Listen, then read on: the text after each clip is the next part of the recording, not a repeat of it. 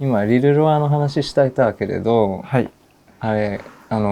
彼との出会いを教えてもらってもいいですか？ロアは、その学校は同じだったんですけど、なんか、地元の石垣島うん。は、ゲームセンターが2個ほどあって、なんか、建物があんまりないイメージうん。に思われてるんですけど、ゲームセンターとか娯楽的なやつは一応あって、で、自分そのゲーセンで遊ぶの好きで、一人でもゲーセンに行く感じで、なんか、クレーンゲームお金ないってさっき話したんですけど、はい。なんかその工夫して遊ぶお金ないから、クレーンゲームのなんか取り出し口うん。わかるわかる。みたいなやつ手入れてずっと欲しい届いたんですか？届かなかったので長財布使ってこうやってやってるところをロアが見てたらしくて、それはその時はまだ会っそてなかった。の時はまだコーディはないんですけど、それは後にロアが言ってくれたんですけど、あの時いてくれた。ゲーセンでこうやってたよね、あれ俺見てたんだよねって言って、そう俺だよって言って、あああの時のみたいな、そういうまあ感動ではないですけど、まあなんかその島がちっちゃいんで、そういうどっかではあったりしてた、めっちゃ絡む前から。でも本格的にあったのはロアがフリースタイルサイファーしてて、サイファー、これはどっか。なんかロアはなんか仕切ってた島を、おう。自分のなんか友達を集めてラップしてて、多なんか分ロアが外でサイファー一番みたいな。なんかボスみたいな感じで、そこをなんか自分もフリースタイルとかその時に見てて、でロアやってるのロアってまあやってたんで、俺も入れてみたいな感じで言ったらいいよみたいな言って、で戦ったりしてました、ロアと。でそれとかの後にこれ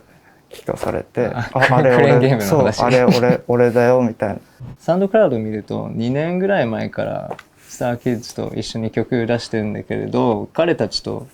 どういう感じで会いましたで、スターキッズはどんな人ですか？スターキッズどんな人？スターキッズは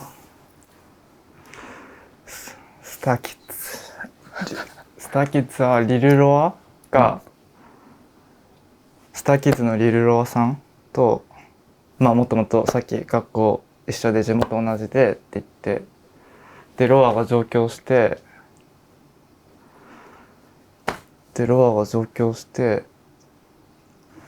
まあその1年後ぐらいになんかその新しい友達みたいな、なんかそのスターキッズっていう前からちょこちょこ送られてきてたんですよ。ベノニとか、ベノニの写真とか、これベノニとか知らないのにこれベノニって言って、こいついいよみたいな。で自分は知らないのになんかうんみたいな、誰かわかんないんで、うんこいつは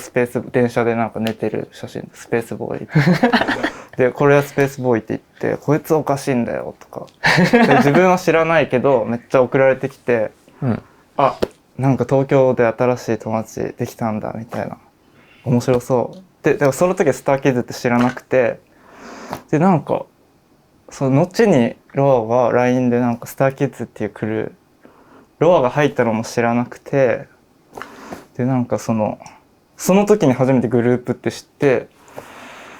みたいな。それでなんかその時になんかロアが一回なんか石垣島にスターキッズ連れてくるからみたいな、おおみたいな、その時にまあ会おうみたいな感じで行って、で連れてきたのがスターキッズ、そのスペースボーイとかベノニとかもいて、